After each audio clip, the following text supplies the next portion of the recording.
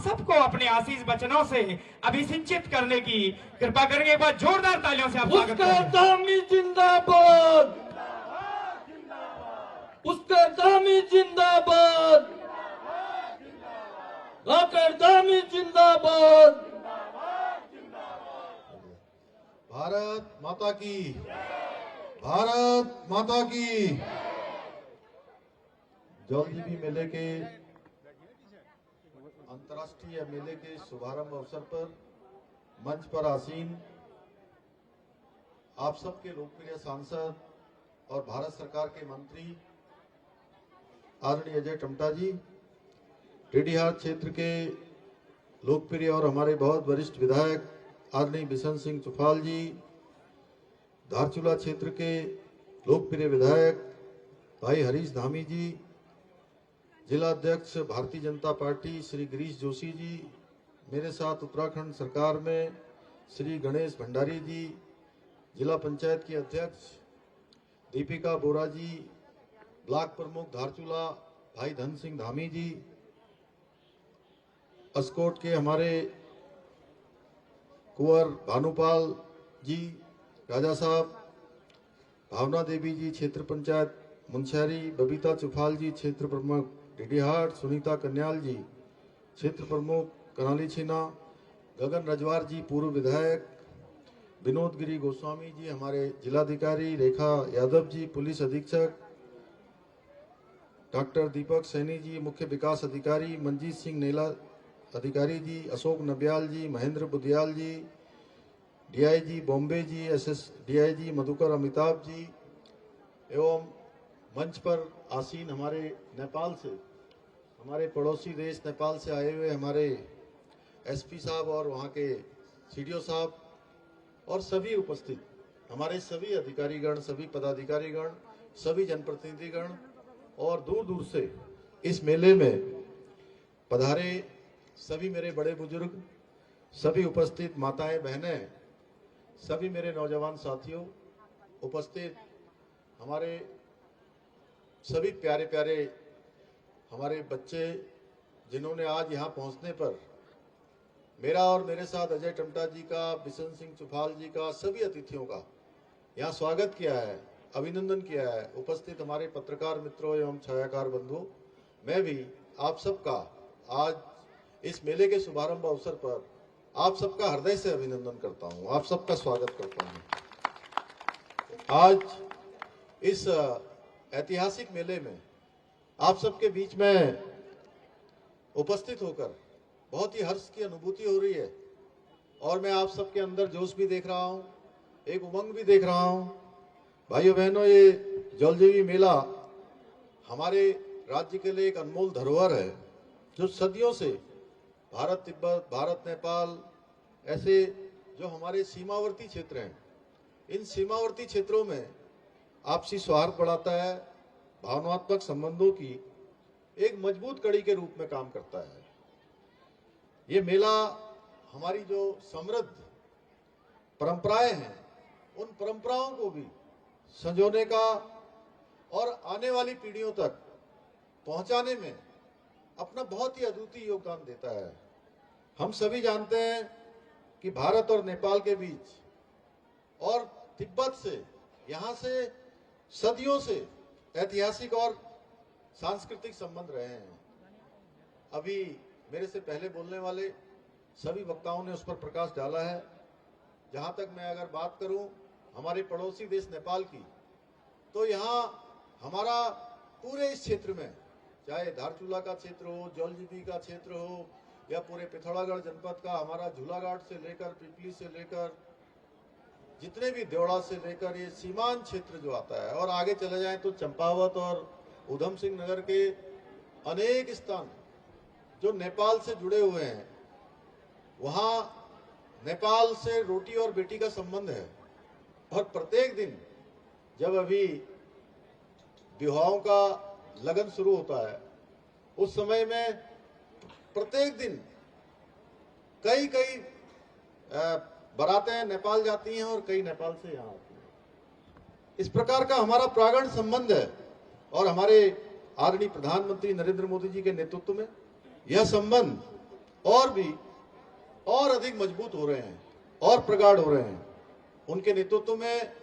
केदारनाथ और पशुपतिनाथ के बीच आध्यात्मिक यात्रा सजी हुई। एक यात्रा केदारनाथ से पशुपतिनाथ की हुई थी। उस यात्रा ने भी दोनों के संबंधों को, दोनों राष्ट्रों के संबंधों को मजबूती प्रदान की थी। मुझे प्रसन्नता है कि बरसों से जौलजीबी का ये मेला भारत और नेपाल के बीच भी सांस्कृतिक संबंधों के साथ साथ आर्थिक संबंधों को भी आगे बढ़ाने का काम करता आ रहा है। ये मेला निश्चित रूप से कुछ चुनौतियां भी समय के साथ खड़ी हुई हैं। जिस प्रकार से पहले इस मेले का एक अपना स्वरूप था, वो कभी बढ़ा है, कभी घटा है, कहीं न्यूनता आई है, लेकिन इन चुनौतियों के साथ भी ये मेला हमारे छोटे व्यापारियों का, कारीगरों का, किसानों को अपने उत्पादों को प्रदर्शित करने और उन्हें एक मंच प्रदान करने का भी बहुत बड़ा माध्यम है। मैं देख रहा था यहाँ पर जम्बू से लेकर सेकुआ, गंधरायनी, अनेक प्रकार की जो औषधियां जो हमारे खान पान का हिस्सा हुआ करती थी, उसको भी कहीं न कहीं प्रोत्साहित करने के लिए ये मेला हमारा बहुत प्रमुख भूमिका निभाता है। भाइयों बहनों, आज हमारे प्रधानमंत्री जी के नेतृत्व में हमारी सरकार सीमावर्ती क्षेत्रों के समग्र विकास के लिए वाइब्रेंट विलेज प्रोग्राम के तहत पूरी प्रतिबद्धता के साथ काम कर रही है। और सीमांत क्षेत्रों में उन क्षेत्रों को अब जिनको देश का अंतिम क्षेत्र कहा जाता था, अंतिम गांव कहा जाता था, माननीय प्रधानमंत्री जी ने इस अवधारणा को बदला है और अब उन क्षेत्रों को अंतिम गांव के रूप में न कहकर, अंतिम क्षेत्रों के रूप में न कहकर, उन सभी गांवों को अब पहले गांव की संज्ञा दे दी है। चाहे हमारा यहाँ का नाभी का गांव हो, चाहे गुंजी हो, चाहे हम माड़ा गांव की बात करें चमोली जनपद में, या हम मलारी की बात करें, या हम उत्तरकाशी जनपद के हम नेलांग और जादौन की बात करें, ऐसे अनेक गांव हैं जिन गांवों को अब पहले गांव की संज्ञा दी जा रही है। हमारे पिथौरागढ़ जनपद के भी कई सारे गांव हैं और आदरणीय प्रधानमंत्री जी ने बहुत सारे, अभी भाई अजय टमटा जी जब बोल रहे थे तो उन्होंने बताया, आदि कैलाश यात्रा करने वाले देश के पहले प्रधानमंत्री श्री नरेंद्र मोदी जी हैं और उनकी यात्रा के बाद इस क्षेत्र में आवागमन बढ़ा है। अनेक हमारे कारोबारियों का, व्यापारियों का, होटल वालों का, टैक्सी वालों का, अनेक प्रकार से व्यापार बढ़ा है और पिछले साल की तुलना में 10,000 से भी ज्यादा लोगों ने इस बार आदि कैलाश के दर्शन किए हैं और ये संख्या लगातार बढ़ने वाली है, इसमें रुकने वाली नहीं है। इससे निश्चित रूप से हमारे इन क्षेत्रों को एक नया व्यापार और आर्थिक क्षेत्र में आगे बढ़ने का अवसर मिलेगा। हमारी सरकार आज किसान भाइयों की आय को बढ़ाने के लिए भी काम कर रही है। हमने राज्य में मड़ुआ, झिंगोरा और भी जो हमारे स्थानीय उत्पाद हैं उनको प्रोत्साहित करने के लिए स्टेट मिलेट मिशन को मंजूरी दी है। इसके अंतर्गत जितने भी हमारे राज्य के अंदर होने वाले उत्पाद हैं उन सभी को आगे बढ़ाने का काम किया जाएगा, उनको प्रोत्साहन का काम किया जाएगा, उनको खरीदा जाएगा, विपणन का अवसर मिलेगा। इसलिए जो हमारी परंपरागत खेती है उस खेती को भी आगे बढ़ने का अवसर मिलेगा। जो लोग जो परंपरागत खेती को छोड़ चुके हैं अब फिर से वो उस दिशा में वापस लौट रहे हैं, फिर से खेती करना प्रारंभ कर रहे हैं। आप खुद सोचिए कि एक समय में, मुझे लगता है जो पुराने लोग होंगे वो अच्छी तरह जानते होंगे, जो नए हैं शायद उनकी महत्ता अभी उनको उस प्रकार से पता कम होगी कि एक समय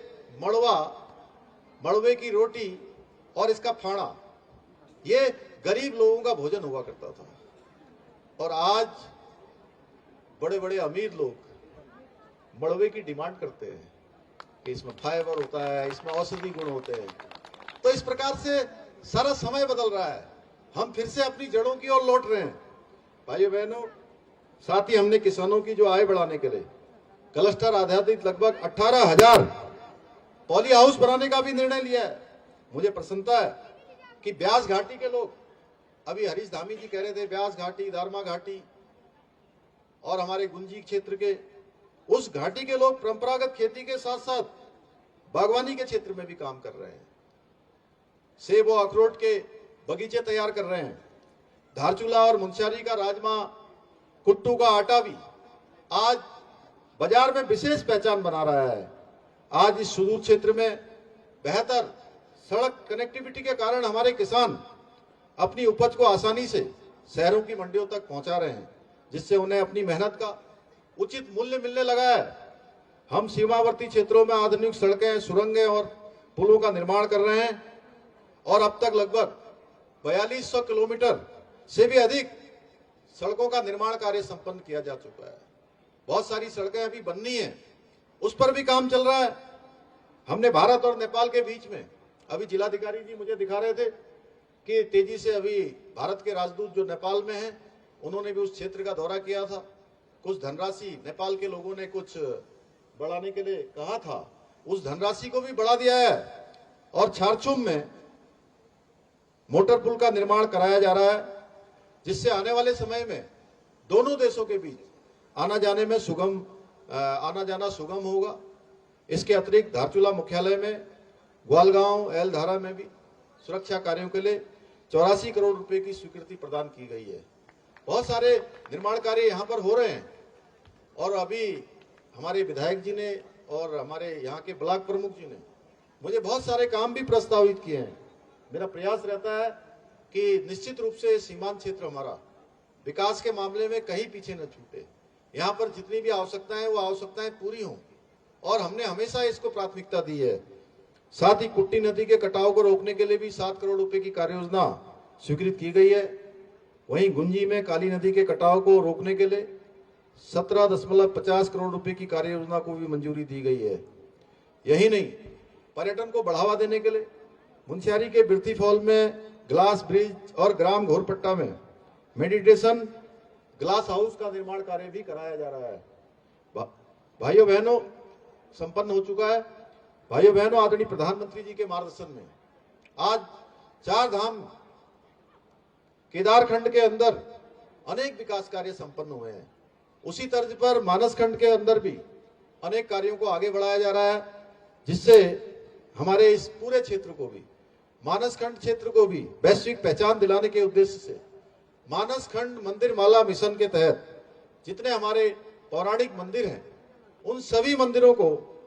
विकसित किया जा रहा है, नवनिर्माण, पुनः निर्माण किया जा रहा है। पहले चरण में 16 मंदिरों को इस श्रृंखला के अंतर्गत रखा गया है। आदि कैलाश, ओम पर्वत, ओल्ड लिपुलोक, श्री कैलाश मानसरोवर तक दर्शन की व्यवस्था शुरू होने के बाद पर्यटकों की संख्या में ऐतिहासिक वृद्धि हुई है, जिससे स्थानीय रोजगार भी बढ़ा है, पर्यटन भी बढ़ा है और प्रधानमंत्री जी के कैलाश दर्शन के बाद तो इस संख्या में अभूतपूर्व रूप से वृद्धि हुई है। और इतना ही नहीं, मैं आपको बताऊं कि प्रधानमंत्री जी का इस क्षेत्र से इतना जुड़ाव है। मैं जब भी उनसे मिलने गया तो उन्होंने सबसे पहले मुझे पूछा कि आदि कैलाश क्षेत्र में आने वालों की संख्या कितनी हो गई है, वहां पर किस प्रकार की चीजें हो रही हैं, क्या और चुनौतियां वहां पर आ रही हैं। उनका ये जुड़ाव प्रदर्शित करता है कि चाहे वो हमारा आदि कैलाश क्षेत्र हो, चाहे वो बाबा केदार का स्थान हो,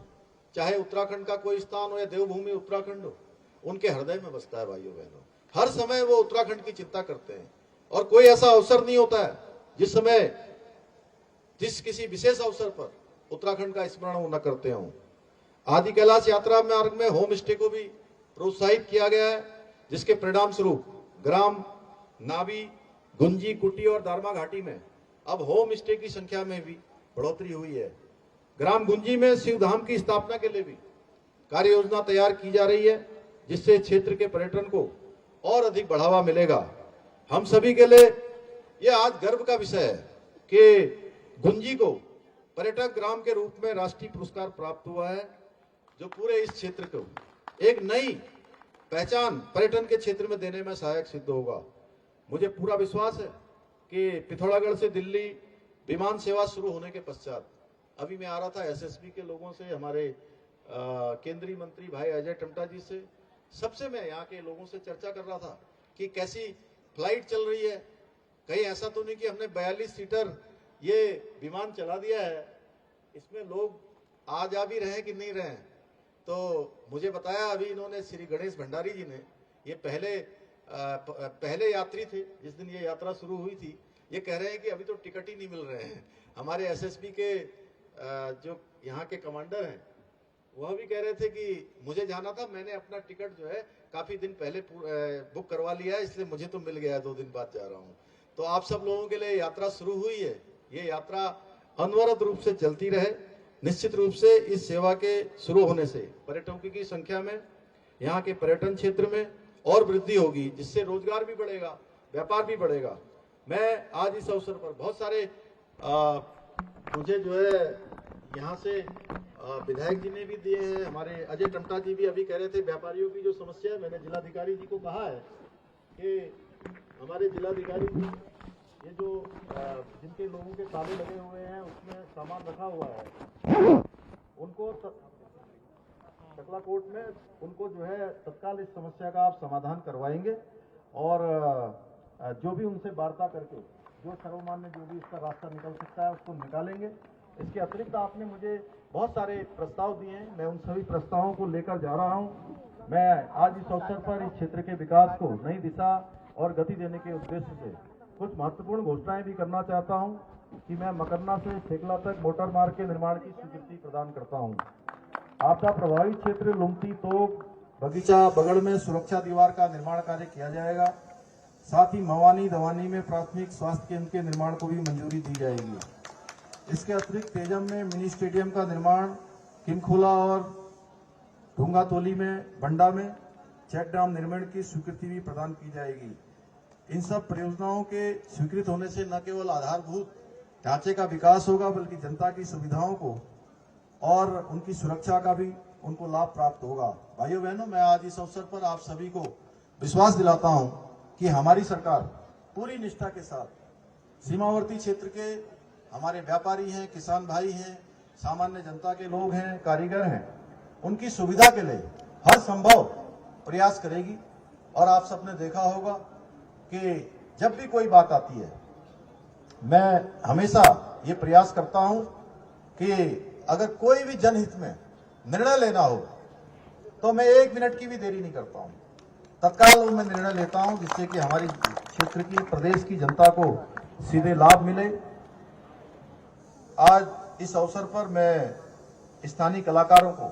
हमारे विद्यालय के आए हुए विद्यार्थियों को और व्यवसायियों को जो इस मेले के सफल आयोजन में अपना योगदान देते हैं, हमारे प्रशासन के लोग, मेलाधिकारी जी और पूरी टीम, सुरक्षा बलों के, हमारे पुलिस के लोग, हमारे जो प्रदर्शनी लगाई है, स्टॉल लगाए हैं, उन सभी के प्रति भी अपना आभार व्यक्त करता हूं और आप सबको बहुत शुभकामनाएं देता हूं। साथ में अस्कोट में मल्लिकार्जुन महोत्सव भी प्रारंभ हो रहा है आज से, क्योंकि मुझे वहां के लिए भी कहा गया था, मुझे आमंत्रित किया गया था, लेकिन पहले से पूर्व निर्धारित होने के कारण से आज ही के दिन इसके तुरंत तत्काल आधे घंटे के बाद गौचर का भी जो अंतर्राष्ट्रीय मेला जो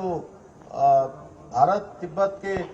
व्यापार के संबंध में कई वर्षों से 1943 से लगता आया है, उस मेले का भी शुभारंभ करना है। उसके बाद बैकुंठ चतुर्दशी के श्रीनगर में आयोजित होने वाले मेले में भी प्रतिभाग करना है।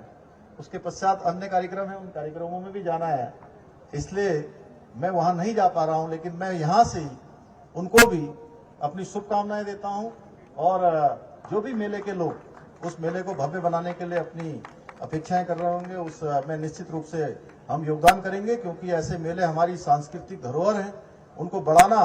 हमारा संकल्प है, हमारा कर्तव्य है, हमारी प्राथमिकता है। और ये जो मेला है, जलजीबी का ऐतिहासिक मेला, ये मेला आगे बढ़ते रहे। और जैसा विधायक जी ने कहा कि वास्तव में यहाँ पर जो है, चूंकि मेले में कुछ समय के साथ न्यूनता और चुनौतियां दोनों खड़ी हुई हैं, हमारे जिलाधिकारी जी इसको देख लेंगे, सबसे बात करके जो भी हम लोगों की तरफ से जो सहयोग हो सकता है, राज्य सरकार की तरफ से, प्रशासन की तरफ से, वो सहयोग यहाँ पर किया जाएगा। इसमें मुझे 1-2 दिन के अंदर जो है आप लोग कमेटी और सब लोग बात करके मुझे बता देंगे, क्योंकि एक धनराशि में कहूँगा तो ठीक नहीं होता, कभी कम हो जाती है, ज़्यादा हो जाती है। तो मैं इस अवसर पर आज ऐतिहासिक व्यापारिक एवं धार्मिक सांस्कृतिक मेला 2024 का विधिवत उद्घाटन करने की भी घोषणा करता हूं। आप सबका धन्यवाद करते हुए अपनी बात को विधायक जी